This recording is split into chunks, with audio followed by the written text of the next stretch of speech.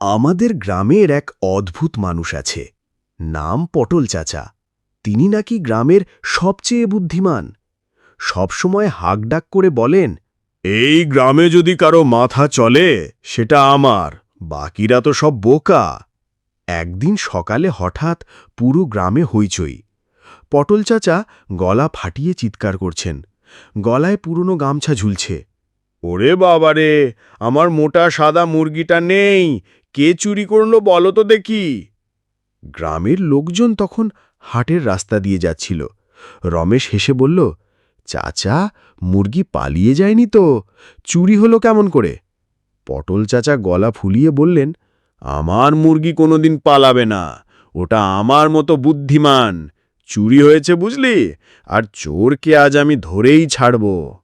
কথা শেষ করে তিনি হুঙ্কার দিলেন, আজ রাতে আমি এক ভয়ঙ্কর মন্ত্র পড়ব, যার মাথা চুলকাবে সেই চোর।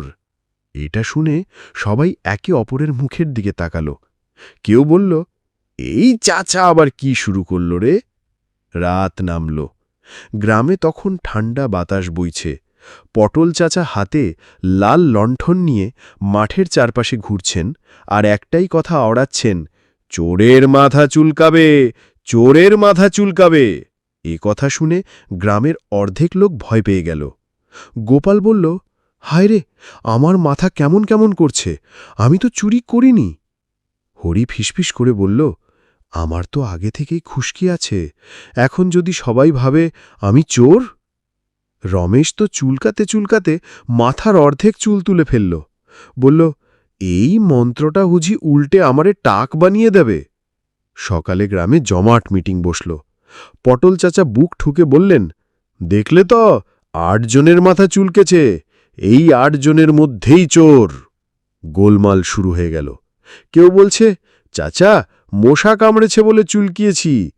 কেউ বলছে, আমি তো ঘুম থেকে উঠলেই মাথা চুলকাই, সেটা কি চুরি হলো? ঠিক তখনই পটল চাচার নাতি দৌড়ে এলো, হাঁপাচ্ছে। বলল, দাদু, দাদু, তোমার মুরগিটা তো আলমারির ভেতর ডিম পাড়ছে। পুরো গ্রাম ফেটে পড়ল হাসিতে।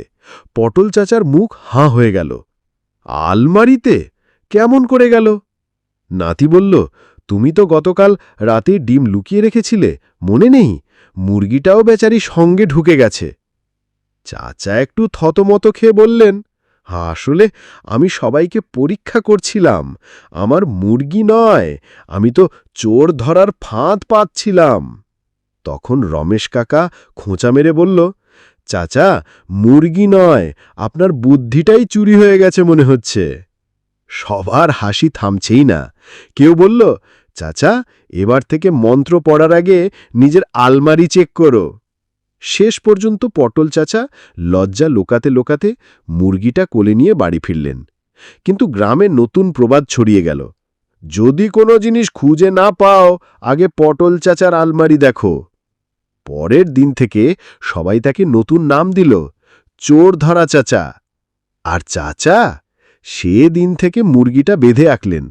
কিন্তু গ্রামের লোকজন এখনও যখনই মাথা চুলকায় মজা করে বলে, আরে সাবধানে, না হলে চাচা আবার চোর বানিয়ে দেবে।